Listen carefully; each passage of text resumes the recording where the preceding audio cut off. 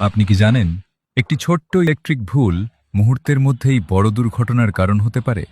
ইলেকট্রিকের কাজ শুধু তার জোড়া লাগানো নয়, এটি আপনার পরিবার, আপনার স্বপ্নের বাড়ি এবং আপনার নিরাপত্তার সঙ্গে জড়িত একটি দায়িত্ব।